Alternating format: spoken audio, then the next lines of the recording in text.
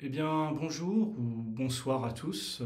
Pour ceux d'entre vous qui ne me connaîtraient pas, je m'appelle Nicolas Lebeau. Je suis au départ un dessinateur et un auteur de BD et je me suis fait quelque peu remarquer il y a environ 2 ans en déviant un petit peu de mon parcours habituel qui est celui d'un auteur de fiction en publiant un essai sur le phénomène contemporain, aujourd'hui très commenté, du transhumanisme. L'ouvrage présentait une thèse assez inédite jusqu'alors, c'est pourquoi il a depuis un petit peu circulé.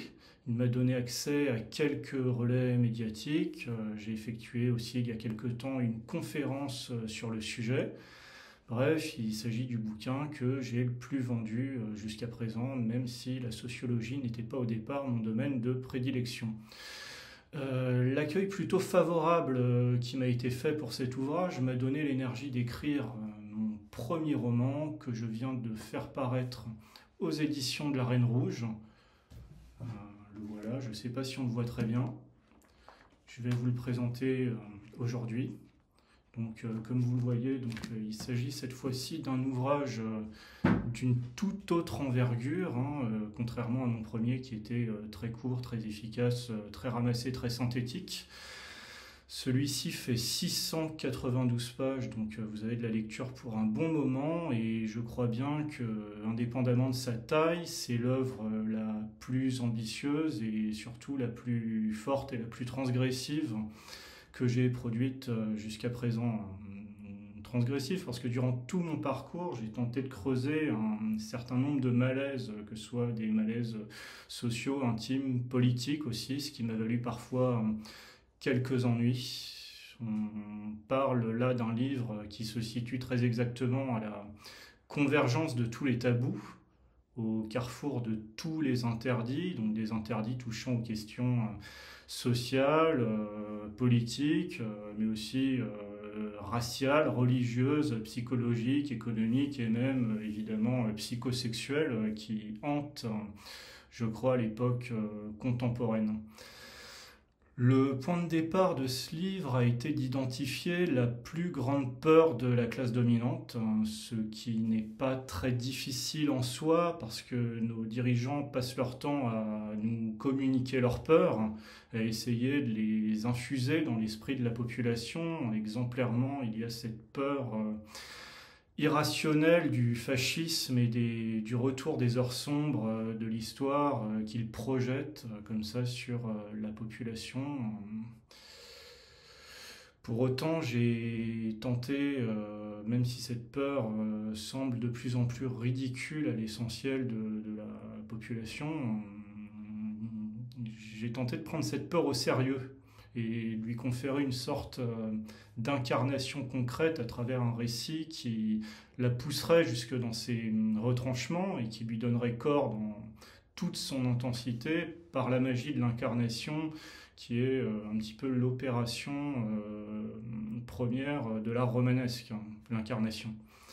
Ensuite, je me suis appliqué à braquer une lumière rasante sur l'angle mort, on va dire, de toutes les transgressions imaginables dans le contexte présent et appuyer précisément là où ça saigne, hein, là où ça fait mal, à l'endroit même que personne ne veut toucher, en dépit du fait que tout le monde tourne autour en permanence, hein, le débat français à l'art et la manière de tourner en permanence autour des problèmes sans jamais véritablement les rencontrer, parce que des tabous énormes pèsent sur l'inconscient collectif dans ce pays, mais pourtant, donc, bien que tout le monde effectue une sorte de mouvement de rotation continue autour de ces problèmes. Personne ne veut aller au cœur parce que ça fait peur, parce que ça fait mal, parce que l'on pourrait y laisser quelques petits morceaux de son psychisme en sacrifice et personne ne veut vraiment ça. On est à une époque très hygiéniste où les gens prennent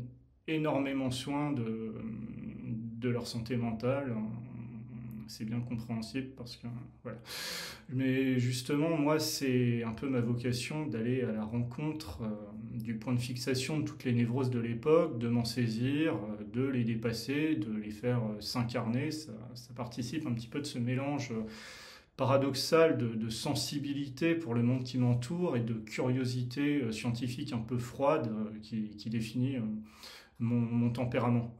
Donc ce tempérament un peu froid, un peu distant, un peu analytique, qui s'exprimait beaucoup dans mon livre précédent, dans lequel j'avais mené une enquête sociologique approfondie sur les causes de l'altération du matériel anthropologique qui nous menait inéluctablement à, qui nous mène inéluctablement à l'abêtissement, à l'uniformisation, à la robotisation et par conséquent à l'extinction de l'espèce humaine, parce que je crois que c'est là qu'on va très directement, très vite en fait, en livrant un travail, même si la thèse pouvait paraître assez radicale, très documenté, très sourcé, avec une analyse étayée, dialectique, argumentée, mais cette fois-ci, j'ai prolongé l'exercice dans le cadre de la fiction à la première personne, c'est-à-dire du point de vue même des corps en mouvement et des organismes animés qui sont directement affectés par les pathologies sociales et par les forces négatives à l'œuvre dans la civilisation.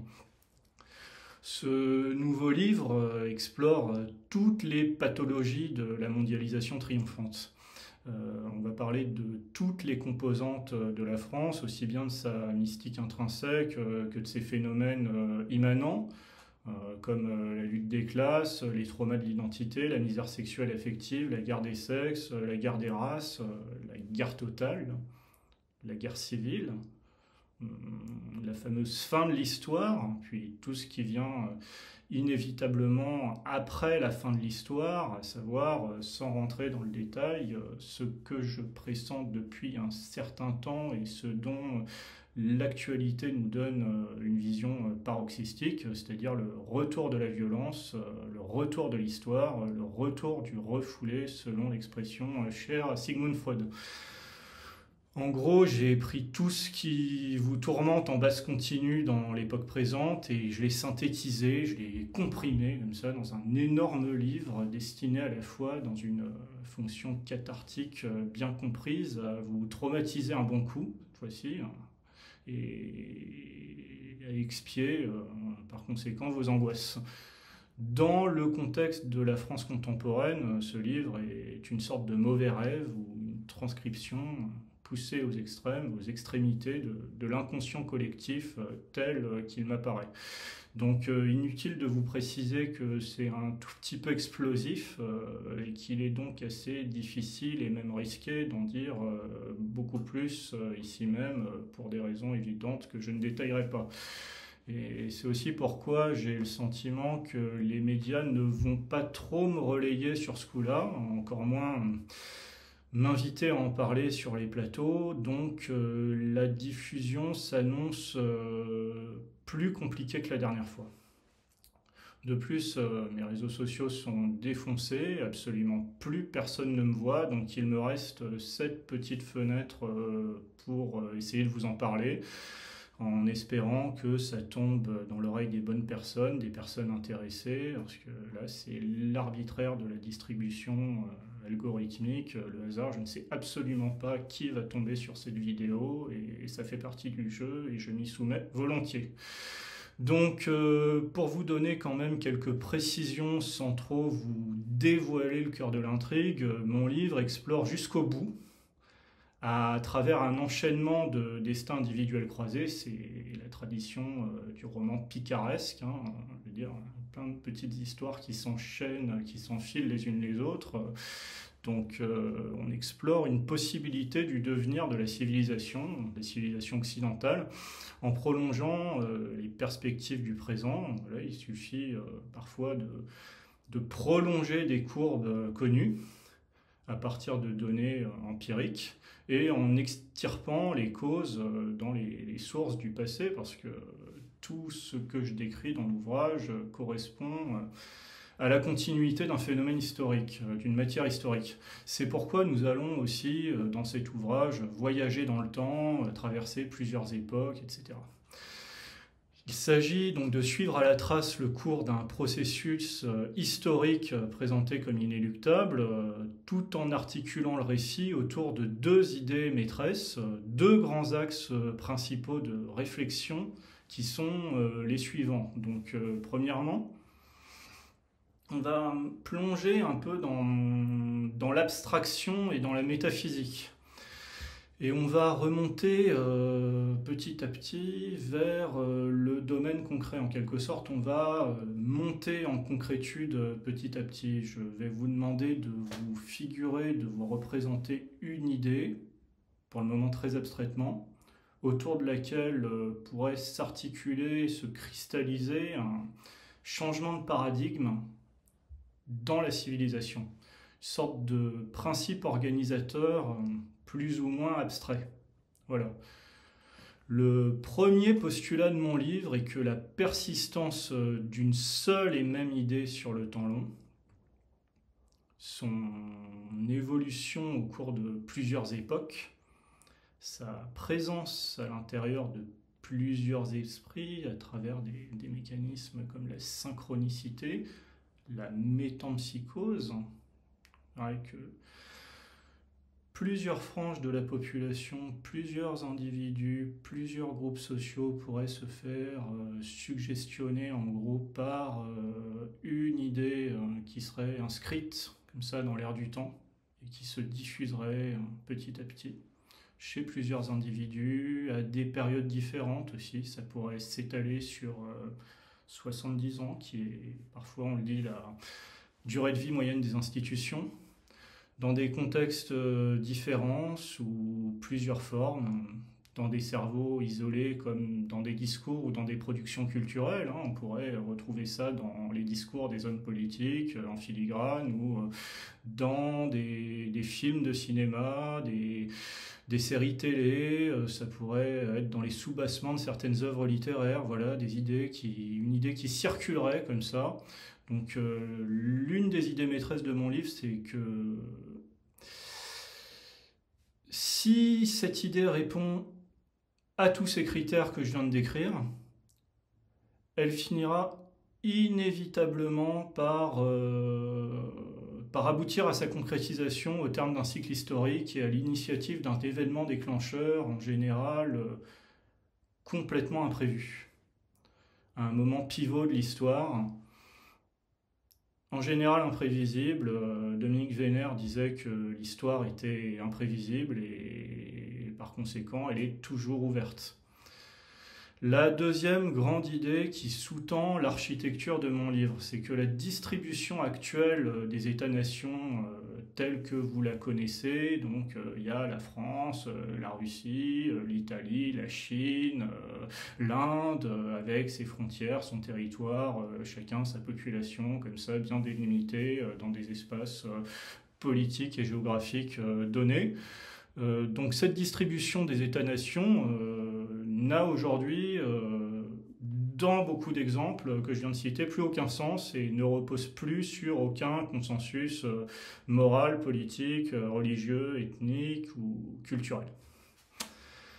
Un État-nation, puisque c'est un mot, un syntagme, je veux dire, que l'on entend énormément et qu'on va beaucoup employer au cours de cette vidéo, moi j'aime bien quand même définir les termes que j'emploie de manière à être sûr qu'on se comprenne vraiment, quoi. Un État-nation, c'est l'expression d'une volonté collective de se fonder un espace politique commun. C'est ça un État-nation. Donc aujourd'hui, cette volonté collective étant en France dissoute par des incidences hétéroclites que nous examinerons ensuite, seul l'État, qui chez nous en France a fabriqué la nation, maintient les choses dans un ordre artificiel. Pour ce faire, il doit étendre de plus en plus le champ de ses compétences et de ses responsabilités, ce qui restreint mécaniquement, puisque l'État est partout, le champ des possibilités des individus et des groupes de s'en émanciper et d'exprimer leur identité propre. En fait, les gens sont de plus en plus assimilables à des groupes sociaux très rigides et la personne humaine présente de moins en moins de particularités authentiques par rapport à son voisin. Donc, la société s'uniformise et c'est l'un des effets de la dissolution, de la décomposition de l'État-nation, il me semble.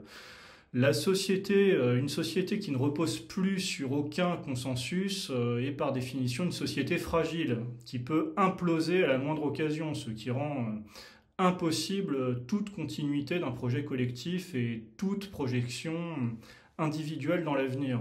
Il suffit de voir, en France, vous ne pouvez absolument pas vous projeter dans l'avenir, construire un projet dans un contexte perpétuellement insurrectionnel, mais où rien ne change jamais, où les institutions sont à la fois d'une rigidité terrible, où il y a une paralysie politique presque pathologique, mais en même temps accompagnée d'une espèce de climat en permanence qui semble au seuil de l'implosion. Donc ça crée une très très grande instabilité chez les individus et ça rend vraiment très difficile toute projection personnelle. Tous ceux qui m'écouteront et qui vivent en France comprendront très bien de quoi je veux parler. C'est d'ailleurs assez caractéristique d'un pays du tiers-monde, ce climat que l'on est qui est en train de s'installer insidieusement depuis quelques années. Et cette situation très bizarre est le résultat d'une longue suite de dépossessions qu'ont subi en première ligne les citoyens français et en premier lieu les classes populaires au cours des 40 dernières années précédentes. Donc je pourrais les énumérer ici. Il y a eu leur submersion, puis leur progressive substitution démographique par des populations exogènes, la plupart du temps venues du tiers-monde, le démantèlement de leur appareil industriel. La société s'est complètement désindustrialisée au cours des années 90, 2000, 2010 et aujourd'hui il ne nous reste plus grand-chose de notre appareil de production. La délocalisation de toutes les structures de pouvoir, en fait, les souverainistes parlent aujourd'hui de rapatrier le pouvoir parce que désormais, c'est comme les flux financiers, il n'est plus sur le territoire français, il échappe complètement au contrôle des citoyens. Il est dans l'UE, dans l'OTAN, dans l'ONU, dans la Cour européenne des droits de l'homme, enfin tout ce que vous voulez, il est complètement délégué à des institutions, à des instances supranationales et antidémocratiques, presque dictatoriales, telles que nos dirigeants aiment leur refouler, leur refourguer toutes les prérogatives qui sont les leurs, de manière à s'en débarrasser. Aussi, elles échappent complètement au contrôle des citoyens. Par conséquent, la dépersonnalisation et l'effacement de notre culture nationale, la dévalorisation de notre passé historique. Alors autant le pays, bien sûr, s'uniformise, mais aussi le passé historique de la France n'est décrit que comme une espèce de longue suite de déprédation, de viols, de pillages, de colonisation, d'invasion,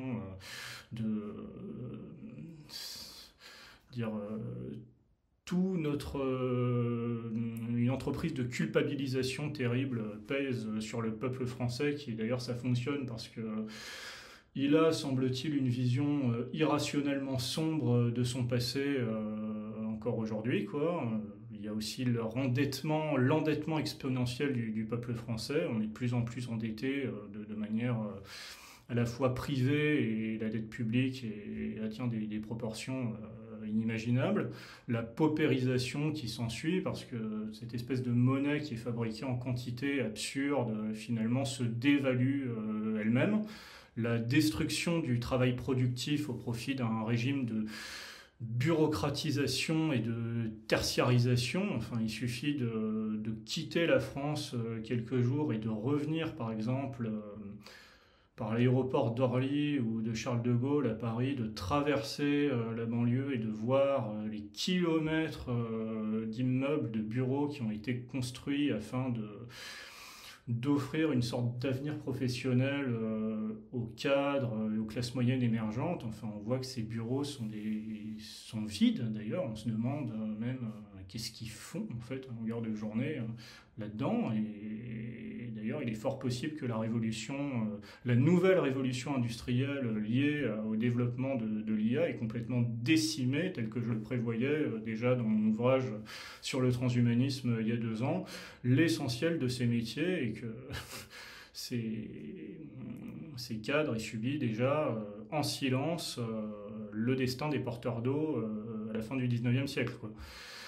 On a aussi l'abêtissement général de la population par le système éducatif, ce qu'on appelle couramment le wokisme, n'est jamais que en fait, une forme réinventée du gauchisme culturel, mais à destination d'une masse de jeunes qui n'ont pas les capacités intellectuelles à en comprendre les concepts fondamentaux. Donc tout ce que vous entendez comme racisme systémique, privilège blanc, autre barbarisme, patriarcat hétéronormé, etc., bah, ce sont des idées explicatives du monde extrêmement simples à comprendre. Donc sont les conséquences d'une société en gros où tout le monde a bac plus 2, bac plus 3, bac plus 5, mais c'est un peu comme la monnaie, hein. On a produit des discours en quantité, pardon, pas des discours, des diplômes en quantité industrielle, et à force de les distribuer à tout le monde, bah, ces diplômes ne valent plus rien, quoi. Donc, d'où le wokisme, la propagation du wokisme. On a par ailleurs la transformation de notre économie de production en économie de consommation. En fait, l'État ne tient plus que sur la consommation des masses populaires dont la machine économique a besoin pour se renouveler en permanence, d'où l'arrivée continue d'ailleurs des masses immigrées qui constituent les gros bataillons de consommateurs dont on a besoin pour que ça tienne. Enfin, la dénaturation de notre cadre de vie immédiat par de multiples formes de pollution, qu'elles soient publicitaires, il y a de la pub partout, urbanistique, architecturale, les bâtiments, les nouvelles constructions sont affreuses, ou topologiques, à travers espèce de politique d'aménagement du territoire complètement taré, quoi. Regardez autour de vous, d'ailleurs, absolument tout en France. Les paysages urbains comme les environnements ruraux, les autoroutes, les stations-service, l'aménagement du territoire dans son ensemble, complètement absurde. Absolument tout en France est devenu gris, sinistre et laid, quoi. C'est un détail, mais qui a son importance, dans la mesure où l'État est passé absolument partout.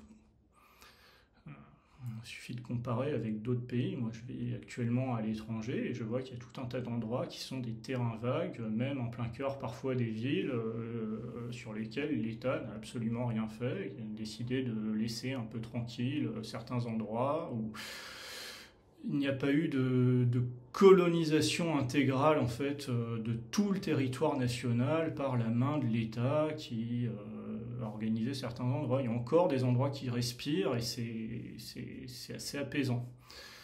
Enfin, ce qui a été fait au peuple français durant ces 4 dernières décennies a été probablement l'une des plus révoltantes injustices et l'un des plus grands scandales.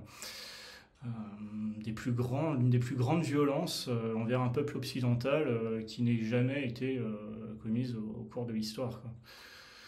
Avec un acharnement tranquille, continu, le peuple français, comme son pays, a été broyé, saboté, vidé de sa substance, privé de ses repères et de sa raison d'être, en un mot, dénaturé. Il y a eu une grande dénaturation, un grand sabotage du peuple français. Cet état de la société plonge ses racines en France à la fin de la Seconde Guerre mondiale, où à peu près tout a commencé à se décider, non plus au sein même des pays comme on l'a vu, mais dans les cours de justice internationale. On a décrété en gros que le peuple avait merdé, qu'absolument tout était de sa faute, le nazisme, etc., et qui avait été animé par une espèce d'instinct de mort qui avait activé en lui des réflexes horribles et qu'il faudrait, cette fois-ci, le soumettre, selon l'expression employée par Sigmund Freud dans sa correspondance de guerre avec Einstein, le soumettre à la dictature de la raison. Excusez-moi, je bois un coup.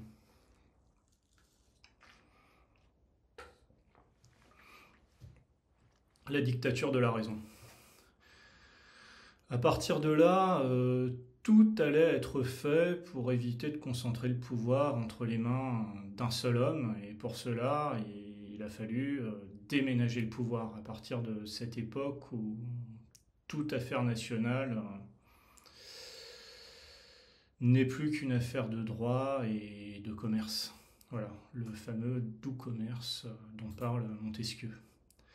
C'est à cette époque précise que Bernanos, dans un ouvrage célèbre, La France contre les robots, dont j'ai souvent parlé, avait pointé avec horreur la lente et inexorable dérive totalisante des démocraties libérales, l'uniformisation des systèmes sociaux, des organisations économiques et des normes juridiques au profit d'un règne sans partage de la technique, accompagné d'un accroissement vertigineux des prérogatives et du champ d'action de l'État. Il avait même dit, Bernanos, dans ce livre, les régimes autrefois opposés par l'idéologie, il pensait au monde dit libre, le monde capitaliste occidental et le monde communiste de l'URSS.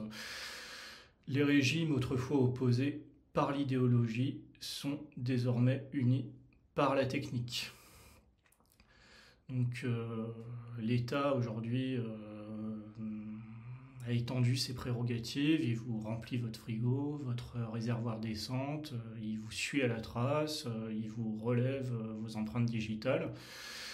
Bernanos avait parlé déjà de tout ça en 1945, comme d'un phénomène nouveau et terrifiant, et il avait souligné l'impossibilité désormais acquise de se cacher et de fuir. Si jamais l'idée vous venait de disparaître avec tous les moyens de surveillance qu'on s'impose à nous-mêmes aujourd'hui et que l'État nous impose, sachez que c'est absolument impossible.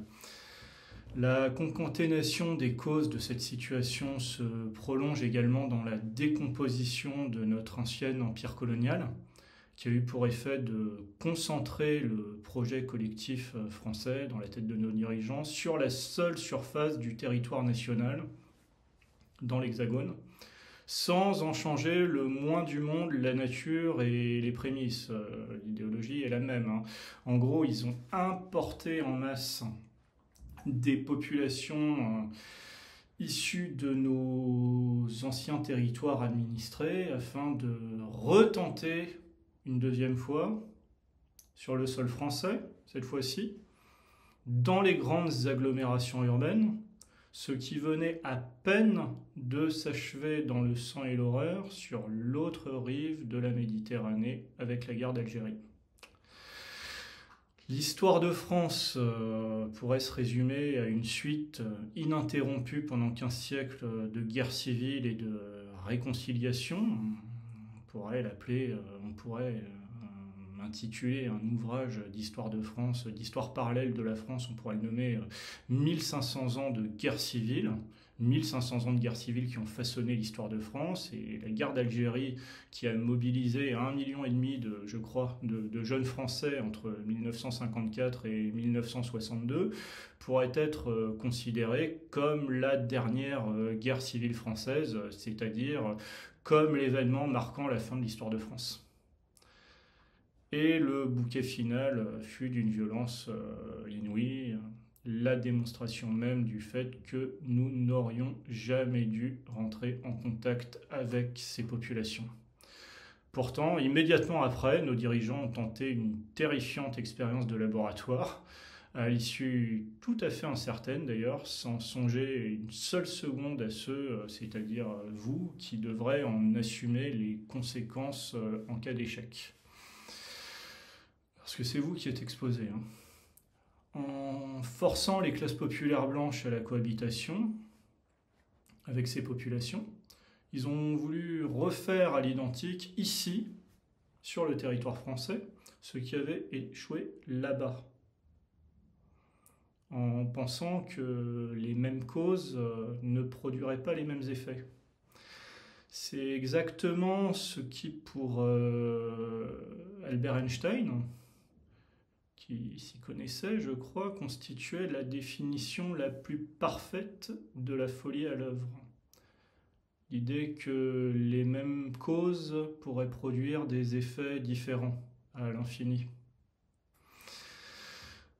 Pour y parvenir, pour que cette fois-ci ça se passe bien, Ils ont mis en œuvre, nos dirigeants ont mis en œuvre un dispositif d'ingénierie sociale d'une ampleur inédite, une gigantesque mécanique d'adaptation des populations aux tenants et aboutissants de ce projet complètement dingue. Parce que cette fois-ci, il n'était vraiment pas question que ça rate, parce que autant le rapatriement forcé express de quelques millions de pieds noirs du jour au lendemain sur le sol national, ça faisait partie des grandes opérations que l'État, que sa logistique pouvait effectuer sans peine. À l'époque, on savait faire ce genre de choses, ce genre de grandes opérations, on en était capable, mais sur ce coup-là, en revanche, si ça foire, il n'y a pas de plan B. Faudra faire avec, il n'y aura pas de territoire de rechange. Faudra assumer. Et c'est vous qui assumerez. Donc absolument tout a été fait pour que, comme on n'a vraiment pas du tout intérêt à ce que ça arrive, pour que le peuple français historique accepte cette nouvelle donne, parce que quelque part ça dépend de vous. C'est pourquoi il a fallu vous encadrer et vous mettre au pas à tous les étages de votre existence dans des proportions jamais atteintes auparavant par aucun régime, par aucun système politique, par aucune organisation humaine. C'est là que l'État s'est mis à régenter absolument tous les domaines de la vie des Français afin que rien n'échappe à son contrôle, à sa surveillance, pour maintenir une certaine forme de stabilité dans le bassin de vie expérimental qui est devenu la France. Et qu'un appareil répressif sous-jacent d'un genre nouveau s'est développé à une vitesse sidérante. La vie des Français est devenue assez rapidement, trop vite parfois pour que nous en prenions réellement conscience, absolument asphyxiante et complètement intolérable. On ne peut voir aujourd'hui aucune exagération dans ce que dit Bernanos quand il parle de la vie moderne comme d'une conspiration contre la vie intérieure. Il est presque impossible de mener une vie intérieure riche et dynamique en France actuellement, étant donné le contexte dans lequel on vit. L'État français qui a renoncé à ses fonctions régaliennes et diplomatiques essentielles, un niveau de criminalité, d'insécurité, de délinquance, de débordement hémorragique des frontières absolument inédit. Enfin, l'État ne contrôle plus rien sur son sol, mais par contre, il s'est entièrement spécialisé dans la gestion pacifique du parc humain. Voilà. Tout cela a produit comme par génération spontanée une idée fantôme, parce que ce qui produit de la répression, c'est que d'un côté, on ne veille plus du tout à votre sécurité, mais en revanche, on s'occupe de vous un peu tout le temps, comme ça. Tout cela a produit donc par génération spontanée une idée fantôme, une motion affective conflictuelle et rémanente qui hante mes personnages à plusieurs époques, dans plusieurs contextes et pour des raisons différentes à chacun. Cette idée est en train de prendre corps dans divers pans de la société. On peut le voir un peu partout à travers un certain nombre de jeunes aujourd'hui qui disparaissent des statistiques de l'emploi et qui tendent à faire sécession. Il y a de plus en plus de gens qui soit abdiquent complètement face à la puissance de l'État. Ils se disent c'est bon, voilà, maintenant c'est vraiment l'État qui va me remplir mon frigo, qui va m'assurer ma subsistance et je vais plus bouger, voilà, je vais me laisser complètement avaler par la puissance publique, ce qu'on appelle en langage courant le cassos. Soit on a tout un tas de gens aussi qui se disent voilà, j'ai plus ou moins un tout petit peu de sous, j'ai une connexion internet, j'ai de quoi bricoler un peu de blague et qui disparaissent complètement en fait. On ne sait pas ce qu'ils font. De plus en plus, on assiste à des formes de sécession individuelle assez étranges comme ça chez certaines personnes, un nombre grandissant de personnes d'ailleurs. Ce phénomène d'une ampleur inédite pourrait être le signal faible d'un mouvement de rupture avec la société qui se trouve être de plus en plus insupportable. Il pourrait y avoir un vaste mouvement, cette fois-ci, non plus de révolte, mais vraiment de rupture, quoi. On laisse tomber, quoi. On ne participe plus de la mécanique sociale. La tentation de la communautarisation a été pointée du doigt il y a un certain temps déjà. Souvenez-vous des discours des hommes politiques dans les années 2007, 2010, etc., concernant des minorités ethniques ou religieuses qui tendraient à se regrouper en fonction d'intérêts communs bien compris. Mais jusqu'à présent, loin de former un mouvement de sécession, ces communautés ces diverses communautés ont jusqu'à présent tenté de jouer de leur influence culturelle, de leur force de frappe, ou pour certaines d'entre elles, tout simplement de leur poids démographique, justement pour être entendues par la République qui ne reconnaît en principe aucune communauté, qui est aveugle aux communautés qui pourtant sont là et crèvent les yeux, quoi. Pour essayer d'obtenir, par exemple, davantage de privilèges et de droits auprès d'une puissance publique omnipotente qui est devenue une espèce de gigantesque guichet social auprès duquel tout le monde va sonner, effectuer sa petite demande, etc., quoi. Le communautarisme ethnique, religieux ou sexuel, LGBT, ce que vous voulez, plaidait jusqu'ici pour une reconnaissance par l'État de l'existence de ces communautés, de leur légitimité et du bien fondé des demandes qu'elles formulaient. Elles ne demandaient finalement qu'à être incorporées à l'appareil d'État, être partie prenante du pouvoir central. Mais d'autres formes de communautarisme, cette fois-ci, là, dans l'époque présente, sous-tendues par une idée fantôme qui hante l'inconscient partagé des populations atomisées, dépolitisées, naufragées et livrées à elles-mêmes que nous sommes devenus, pourraient naître sur des attendus tout à fait différents, sur des dénominateurs communs d'une autre nature, chez des personnes qui n'appartiendraient à aucune minorité, des éléments qui procéderaient de la gigantesque majorité silencieuse dans une volonté non pas cette fois-ci d'intégration, puisque de toute façon nous sommes déjà intégrés plus que nous le demandons d'ailleurs, mais puisque c'est notre pays, quoi, de revendication, parce qu'on a compris qu'on n'obtiendrait rien en fait, mais de rupture. Et si ces groupes parvenaient d'une façon ou d'une autre à produire une organisation humaine cohérente et satisfaisante, l'idée pourrait se répandre et donner lieu à un modèle qui tendrait à se développer ou à se généraliser. Et alors, ce serait la fin possible des sociétés telles que l'on les connaît, qui commenceraient complètement à se décomposer en fait, hein.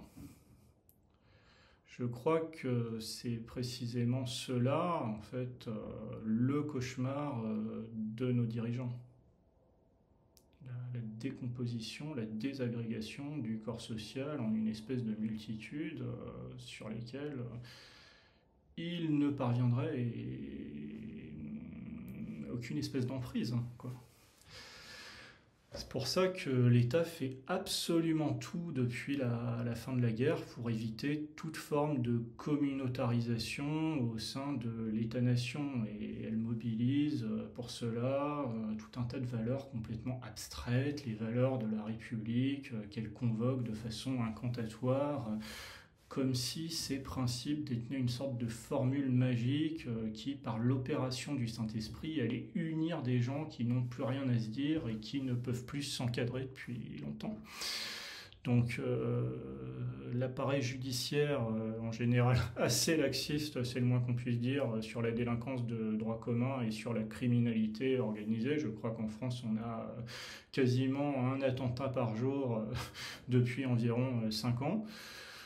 C'est pour ça que l'État poursuit avec un zèle implacable toute tentative qui irait dans le sens de la communautarisation, bien que sur le reste, il s'en fout complètement, quoi. Particulièrement d'ailleurs sur les populations françaises de souche qui sont les premiers ciblés, quoi. Parce que si même les Français de souche commencent à se communautariser, alors là, c'est fini, quoi. C'est terminé.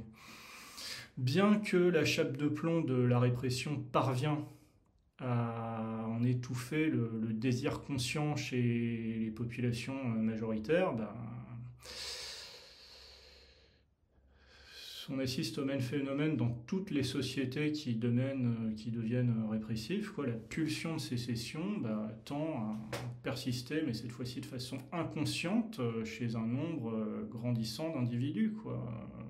Le retour du refoulé. Enfin, on sait que, bon, autant les sociétés, les démocraties libérales, libertaires que décrivait Kluskar ne produisent plus de névrose à proprement parler, mais disons une espèce de mécontentement diffus et parfois des phénomènes comme la schizophrénie, enfin tout ce qu'on veut, mais en revanche, les sociétés répressives produisent du refoulement, et ce refoulement revient comme ça sous la forme de ce que j'appelle le concept de l'idée fantôme qui hante désormais la civilisation.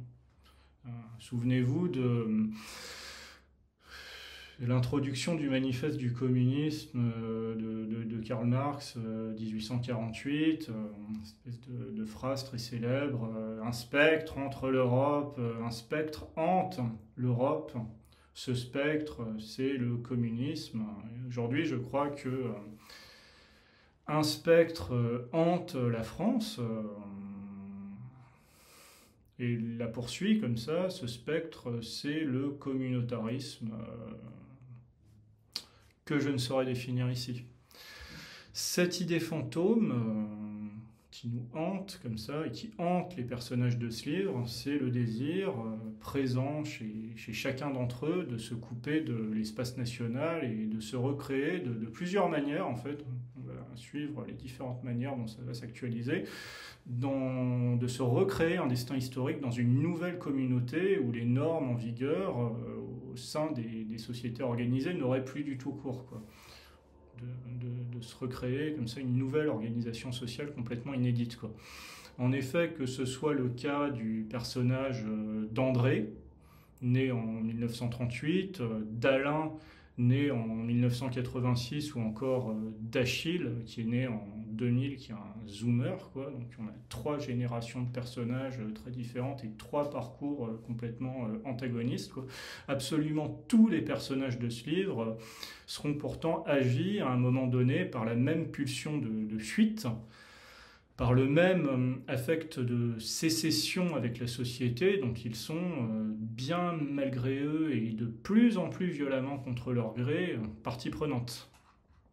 Les écrits d'Alain, le personnage central de la première partie du livre, sont typiques de cette catégorie que André Blavier avait, dans une espèce de somme colossale, une anthologie géniale que je vous recommande, avait appelée Les Fous littéraires. Ce personnage imagine un monde coupé de toute incidence de l'État et de toute organisation extérieure surplombante, une sorte de communauté organique absolument autonome et autosuffisante, à l'intérieur de laquelle tous les membres sont rattachés de manière indissoluble par les liens étroits du sang et placés sous la volonté supérieure du Père symbolique, omnipotent et omniscient, donc qui serait une sorte de Dieu dans son monde qu'il crée en secret, en fait, dans l'intimité de sa chambre tous les soirs. Personne ne sait qui fait ça, et ça devient une espèce de magma littéraire complètement qui vient percoler comme ça, donc qui se réfugie là-dedans, en fait, hein. Et autant cette œuvre de fiction qui n'existe que dans la tête d'Alain va anticiper, en fait, dans ses principes, dans son organisation et dans l'imagination de cet écrivain secret qui écrit en cachette, le projet communautaire, pour le coup bien réel cette fois-ci, mené par le personnage d'Achille sous la forme de fraternité arienne. Voilà, met les pieds dans le plat une bonne fois pour toutes, au sein duquel les membres seront tous identifiés les uns aux autres comme des frères, et dont le but ultime est de se couper radicalement avec la société multiethnique, multiculturelle qui est la nôtre aujourd'hui, et que ces personnages ne supportent plus, quoi. Par la force des choses et au gré d'événements aussi hasardeux qu'imprévisibles, cet Alain finira par rejoindre la communauté d'Achille dont il ne connaissait pas durant tout son parcours l'existence et qu'il découvrira de manière fortuite dans des conditions que je ne vous dévoile pas. La vie d'Alain, dont le récit constitue la première partie du livre et qui est globalement une vie de merde en gros, on explique dans le détail les raisons qui induisent les gens les plus ordinaires et animés de la meilleure volonté du monde, beaucoup de gens pourront s'identifier, à désirer rompre de manière définitive avec la société. Le projet de sécession radicale mené par Achille et sa communauté sera inspiré par les écrits d'André, qui est un psychiatre dissident aux idées très sulfureuses dont le parcours est relaté dans la deuxième partie du livre. Vous verrez que c'est un personnage de psychiatre parce que la folie tient une place assez centrale dans mon livre, car je pars du postulat que la société actuelle produit soit des névrosés et des dépressifs, soit des psychopathes, de plus en plus nombreux et qui sont les gens les plus fonctionnels dans la société de maintenant, quoi. Vous verrez comment le passé d'enfant juif d'André sous l'occupation, puis sa jeunesse dans la France d'après-guerre, qui sera une succession de contraintes et d'obligations. Donc, je vous l'ai dit, la société de l'époque, contrairement à la nôtre, était autoritaire et répressif. La France du général de Gaulle n'était pas une social-démocratie libertaire, donc ça produit des parcours et des tempéraments tout à fait différents de ce qu'on va voir par la suite. Et aussi, donc, son expérience militaire pendant la guerre d'Algérie créeront une révolte et une décompensation parce qu'à un moment donné, il en aura marre d'être un bon fils, un bon étudiant, un bon petit soldat pour la guerre d'Algérie, un bon élève, enfin tout ce que vous voulez, et il ressentira qu'il a une vie mutilée où sa personne, son être intérieur ne s'exprime pas, et ces événements motiveront un jour un petit peu traumatique parce que l'expérience de la guerre d'Algérie du point de vue du soldat est racontée très en détail, de manière assez horrible dans cette partie du livre. Ces événements motiveront son départ de France, puis son embrigadement dans une communauté hippie californienne très étrange, une sorte de modèle extrême et précurseur de ce qu'on appellera plus tard les sectes, dans une volonté déjà affirmée de se déprendre de l'étau de plus en plus asphyxiant de la société moderne. Boire un coup.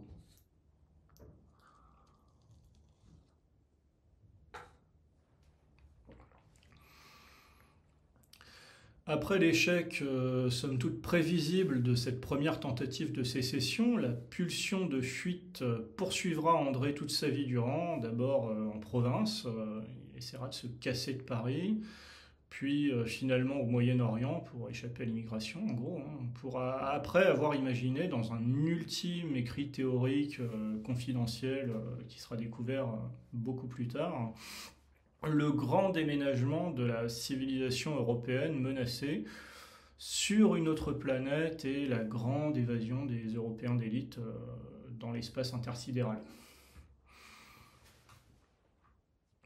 Ça rejoint d'ailleurs les aspirations de Jeff Bezos et d'Elon Musk que l'on pourrait interroger d'ailleurs.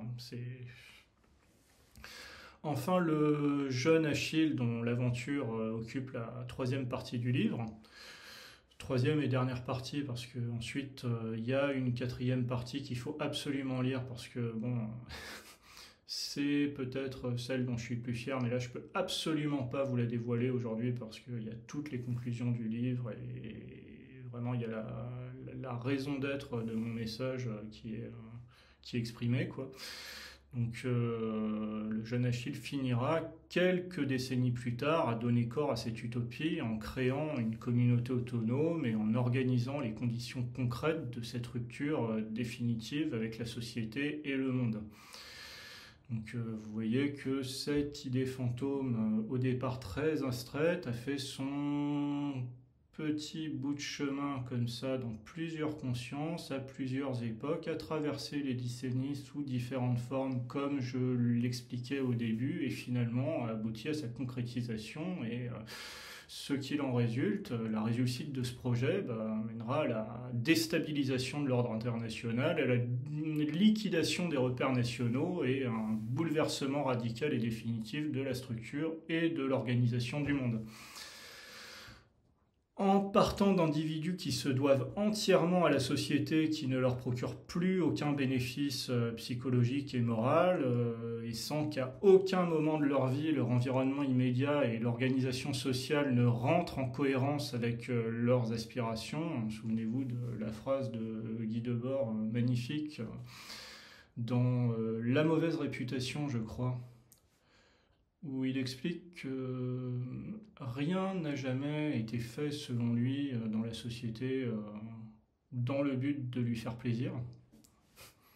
Donc c'est un peu ce que ressentent tous mes personnages.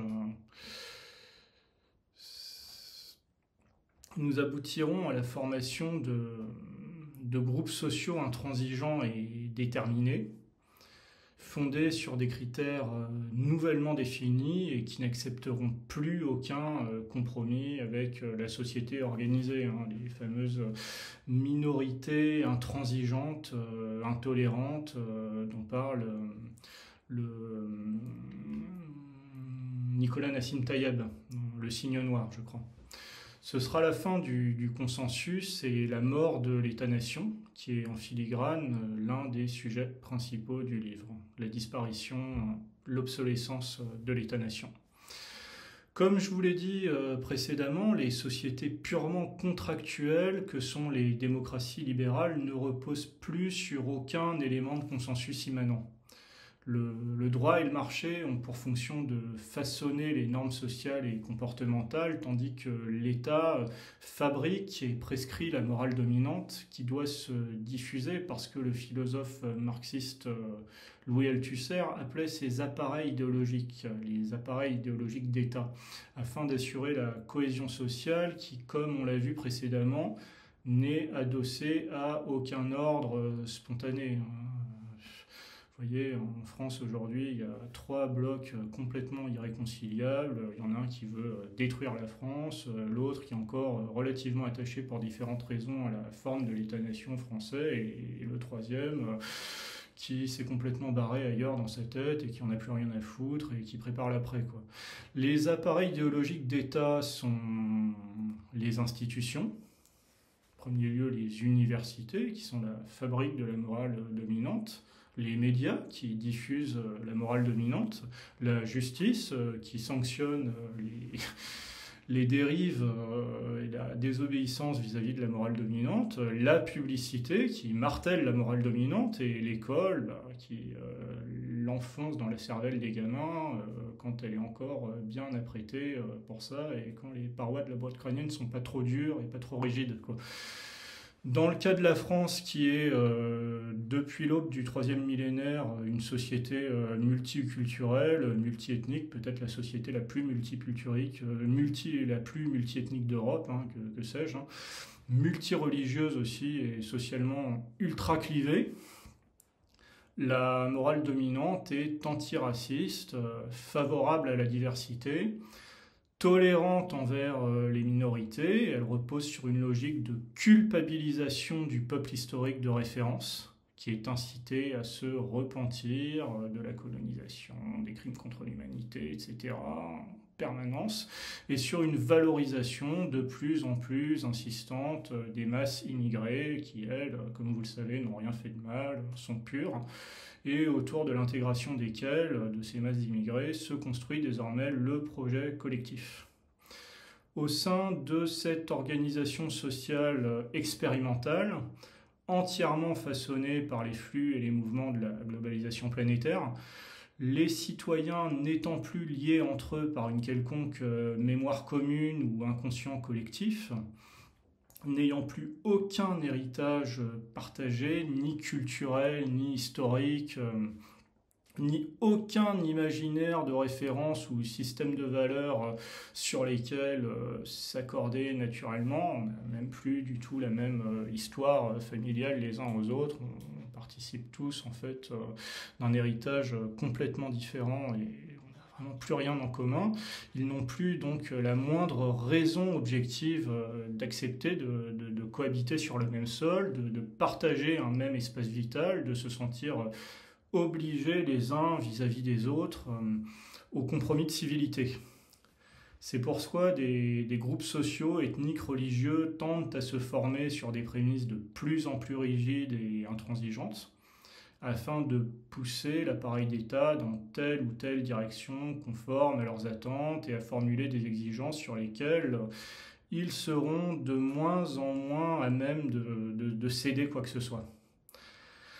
Ces demandes sont de moins en moins solvables par les moyens de l'économie. Pendant très longtemps, les classes dirigeantes ont utilisé la hausse du niveau de vie qui n'est possible uniquement en période de croissance. Il n'y a plus de croissance, donc c'est fini. Puis la distribution d'argent public pour éluder tous les problèmes sociaux.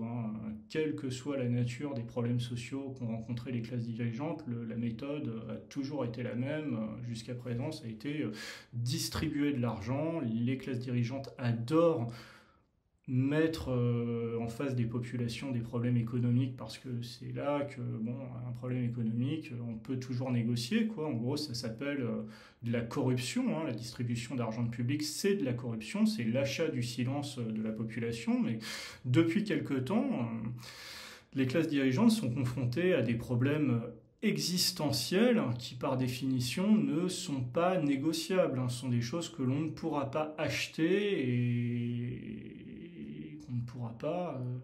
les revendications existentielles du peuple ne pourront pas être neutralisées par de l'argent, quoi. C'est pas possible. Donc pour éviter la partition et la guerre de tous contre tous, l'État, dans un contexte de démocratie libérale en phase d'épuisement, devra étendre ses prérogatives dans des proportions et des domaines jusqu'ici inédits. L'État ira jusqu'à poursuivre les individus bien au-delà de l'espace public en pénétrant leur vie intime et en tentant de paramétrer tous les aspects de leur quotidien, depuis votre travail jusqu'à vos loisirs et plus encore même votre vie sentimentale et votre sexualité. Regardez, toutes ces publicités que vous voyez dans Paris pour l'inclusion des minorités sexuelles, pour l'incitation à effectuer des parcours de transition, etc. Donc l'État se mêle vraiment de votre sexualité, de votre vie la plus intime. En fait, l'État se prend ses quartiers dans votre appartement, se faufile sous votre couette, etc., quoi. Les récents sondages sur les relations de plus en plus pathologiques de la jeunesse au domaine de l'intimité, il y a eu des sondages là-dessus entre asexualité revendiquée ou subie, dépossession des désirs propres à chacun au profit d'une adhésion aux normes proposées sur l'éventail du spectre LGBT, surconsommation de pornographie, aphasie alimentée par les écrans et renoncement pur et simple à tenter l'aventure de la séduction et l'amour en sont une triste démonstration. En fait, les relations humaines sont devenues trop difficiles pour la jeunesse. Désormais, ils préfèrent leur écran, c'est plus sûr, c'est plus hygiénique, etc. Dans ce contexte où l'inflation de la présence de l'État ne semble plus connaître de limites, la place réservée à la dépense personnelle de l'individu, la dépense, le concept de Georges Bataille, la vie gratuite en pure perte, l'espace de vie intime et infranchissable qui garantit l'oxygène nécessaire aux fonctions vitales de l'esprit et de l'âme de la personne humaine, se resserre de plus en plus et le citoyen étouffe, avec le sentiment d'être poursuivi et encerclé par un écheveau de mécanismes incontrôlable que rien ne pourra freiner jusqu'à l'asphyxie la plus complète. Et les gens ordinaires sont les plus grandes victimes de ce rouleau compresseur administratif et normatif. appuyés par la puissance illimitée de la technologie numérique dont les artefacts sont devenus indispensables à la survie au quotidien. Si vous en doutez, je vous en prie, essayez donc de vivre une année entière sans ordinateur, sans téléphone portable, sans moyen de paiement électronique et sans adresse email et bien sûr sans emprunter ceux de quelqu'un d'autre, hein, et vous verrez si vous survivrez combien de temps. Les vrais martyrs de ce système sont avant tout donc les gens du quotidien, les petites gens, les braves gens, les gens aux rêves simples et aux aspirations ordinaires, aux aspirations innocentes, du grec primum, du latin pardon, primum non nocere, ne pas nuire en fait, hein, le contraire de la nocence, hein, l'innocence, auquel mon livre rend un hommage très personnel,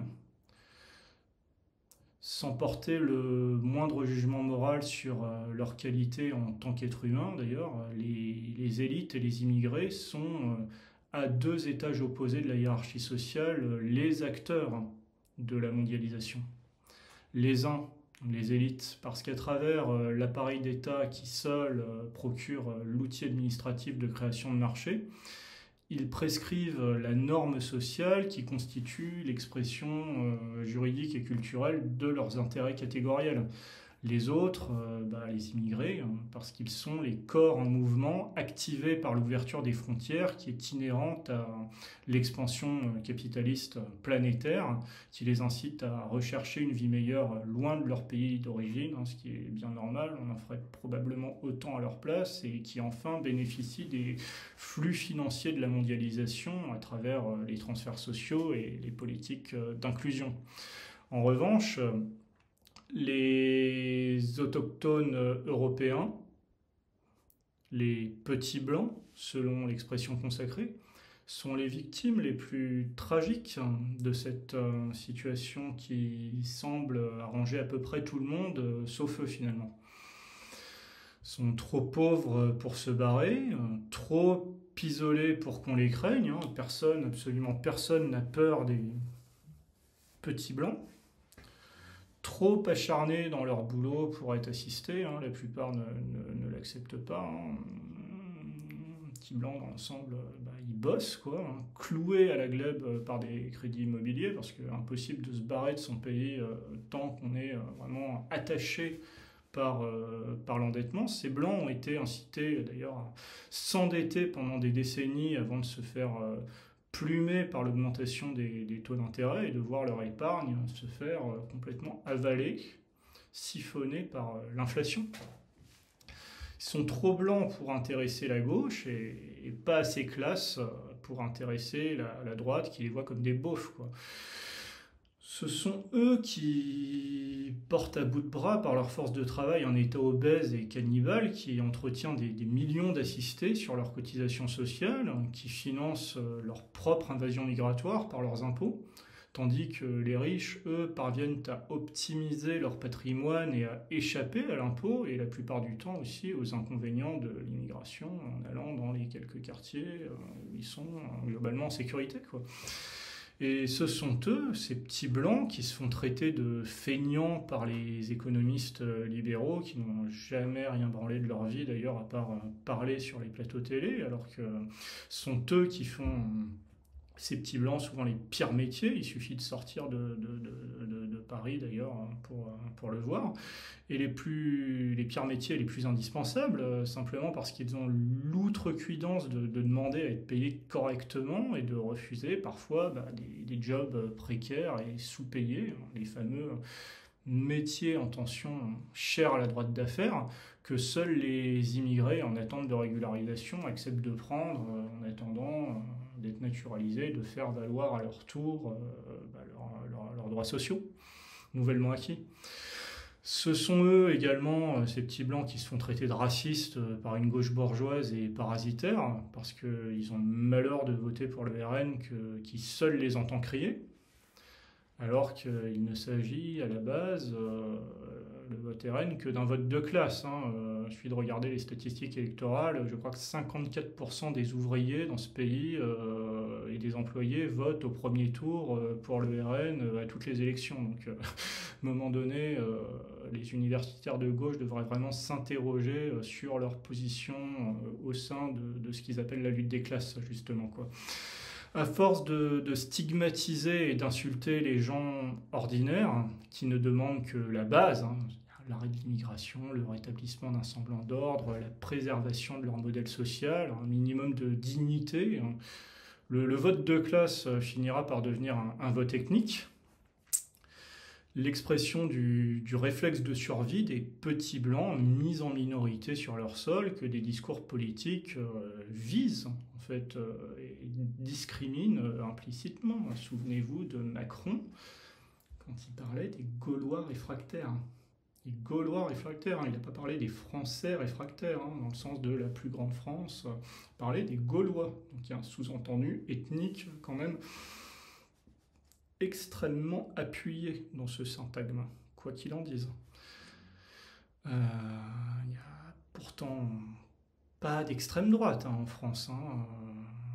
Ça n'existe pas, l'extrême droite. Le petit peuple blanc qui vote à l'extrême droite, moi, ça me fait quand même extrêmement rigoler. Je veux dire, il n'y a absolument rien dans le programme du RN qui corresponde à aucun moment ni dans le programme de Zemmour d'ailleurs, qui est un programme de centre-droit globalement, avec la variable de l'immigration qui modifie un petit peu à la marge le clivage, mais bon, il n'y a pas d'extrême droite en France, donc les partis pour lesquels votent les petits blancs ne sont pas des partis d'extrême droite. Ce que je trouve extrême en revanche, c'est de vouloir continuer dans une direction gauchiste et immigrationniste qu'un bon tiers de la population exprime à corps et à cri qu'elle ne la supporte pas, qu'elle en souffre, qu'elle en meurt. En fait, on a des gens qui demandent grâce par rapport à ça. Et non, on continue sans pitié, on ira jusqu'au bout du projet multiculturel. Donc il y a un côté vraiment extrémiste et jusqu'au boutiste, justement, dans les classes dirigeantes aujourd'hui, qui est inquiétant, vraiment.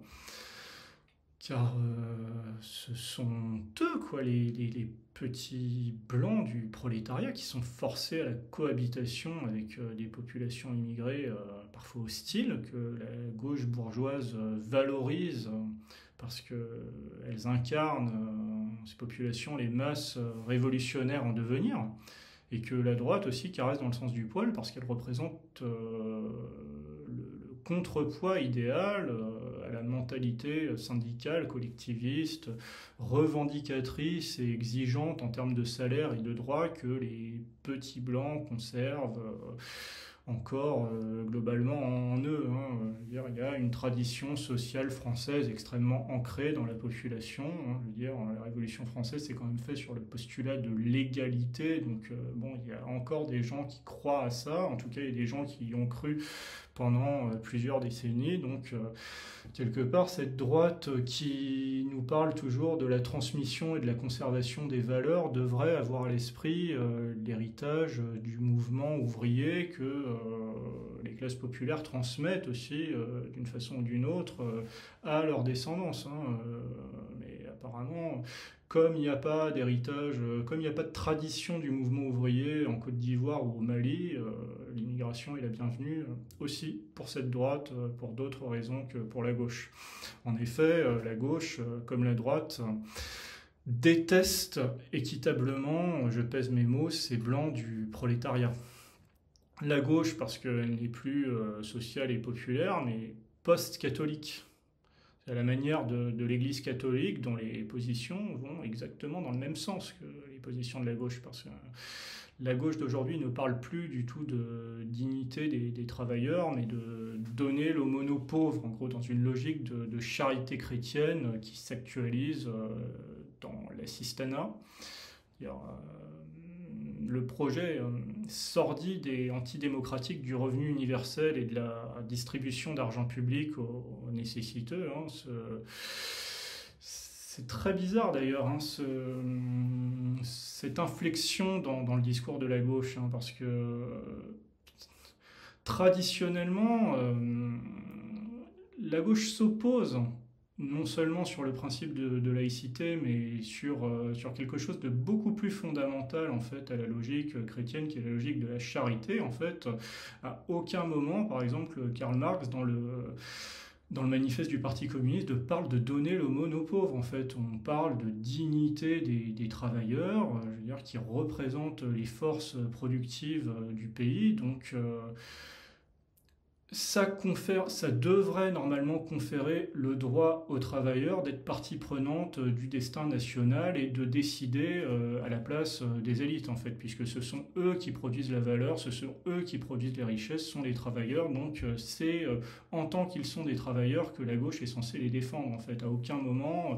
normalement, la gauche est censée donner l'aumône aux pauvres, déverser de l'argent public sur les nécessiteux. Ça c'est l'Église catholique, c'est la charité chrétienne qui fait ça. Euh, enfin, parenthèse, le discours de valorisation des immigrés par la gauche, en fait, est un outil d'ingénierie sociale, le même que celui des missionnaires du 19e siècle en Afrique. C'est une évangélisation par l'allocation de pension dans une volonté d'encadrement et de patronage tout à fait caractéristique du personnel religieux, bien qu'une part relativement importante du prolétariat soit constituée d'immigrés ou de descendants d'immigrés. La gauche radicale ne s'adresse plus à ces immigrés en tant qu'ils sont des travailleurs, mais en tant qu'ils sont des immigrés, c'est-à-dire comme s'ils étaient le sel de la terre en soi, quoi. Les petits blancs du prolétariat sont d'ailleurs vus comme des pêcheurs par leur vote, mais aussi par leur hérédité, parce qu'ils portent dans leur gène la responsabilité historique de la colonisation, du racisme systémique et de toutes les logiques de domination à l'œuvre. C'est également le cœur du discours tenu par le pape François, absolument identique à celui de la gauche, à ceci près qu'il leur reproche également d'avoir abandonné la foi. Donc, côté, on a la gauche qui reproche aux blancs du prolétariat de ne pas être progressistes et sur des valeurs LGBT, éclairées, etc. Et d'un autre côté, on a l'Église qui reproche à ces mêmes blancs de ne plus être conservateurs et chrétiens. C'est aussi pourquoi l'Église leur préfère les populations dites racisées, selon ce terme horrible en vogue dans la gauche culturelle, mais que j'utilise avec gourmandise, les populations dites racisées d'Amérique latine et d'Afrique subsaharienne, plus pratiquantes, plus fidèles aux dogmes, plus imprégnées de morale religieuse et surtout beaucoup plus nombreuses que les blancs d'Europe.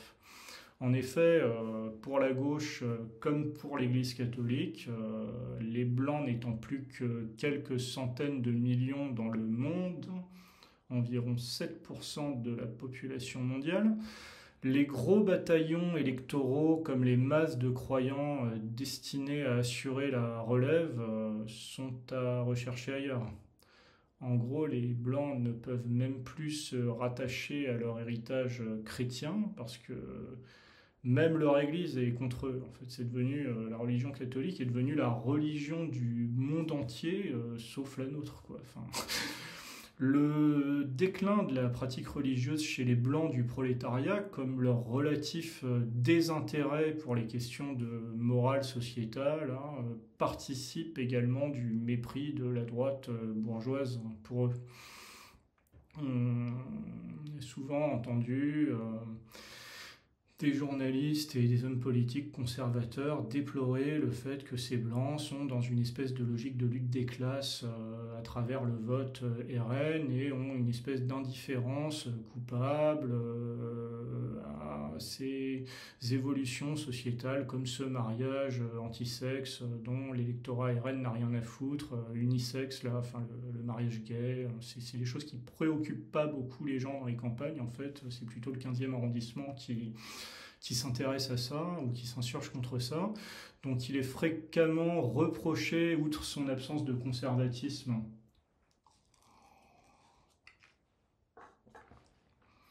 aux blancs du prolétariat en France leur apparente acculturation, le fait de porter des prénoms américanisés, qu'est-ce qu'on n'entend pas sur les blancs qui s'appellent Kevin, Jordan, etc.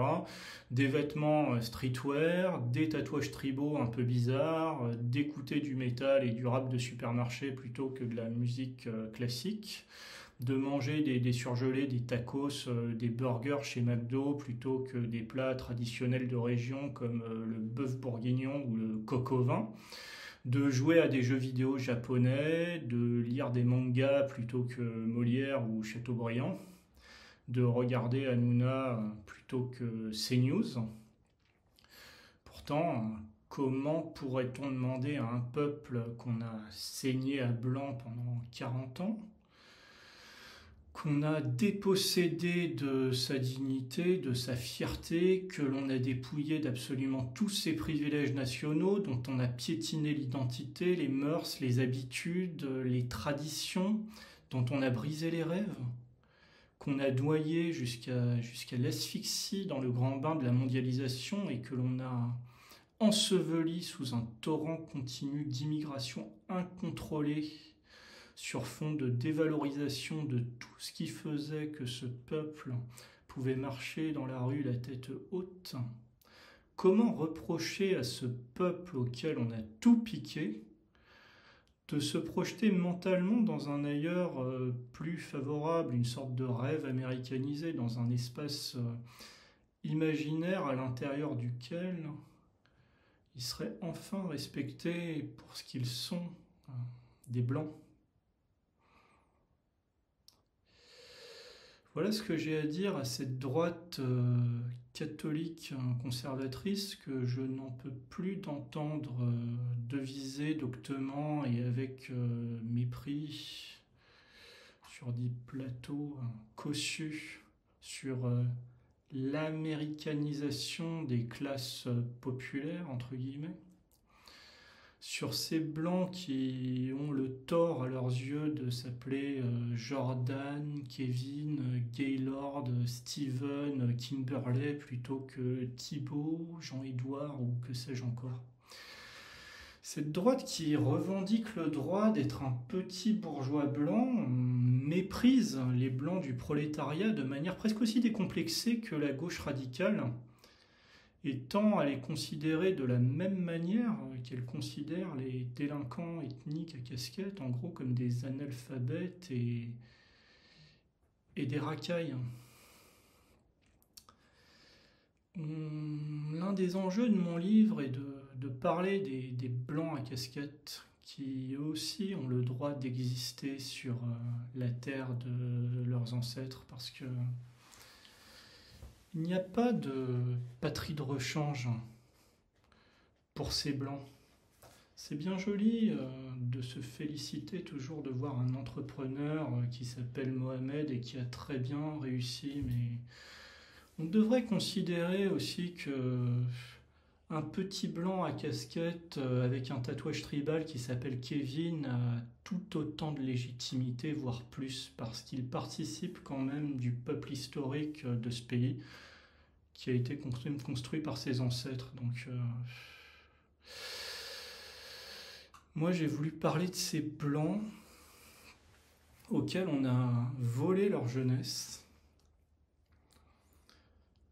auxquels on a gâché les plus belles années de leur vie. Vous voyez ce que c'est que l'enfer aujourd'hui d'avoir 20 ans et de vivre en France?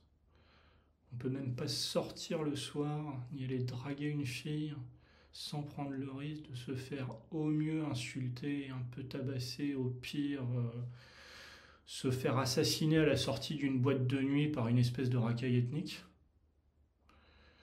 J'ai voulu parler de ces blancs auxquels on a piqué leur avenir, leur pays, et qui parfois, il faut le dire, n'ont rien vu venir. J'ai voulu parler de ces enfants tristes de la mondialisation heureuse, qui peut-être un jour finiront par se rassembler sur la base du plus petit dénominateur commun pour tenter de fuir cette société française qui a décidé d'avancer sans eux.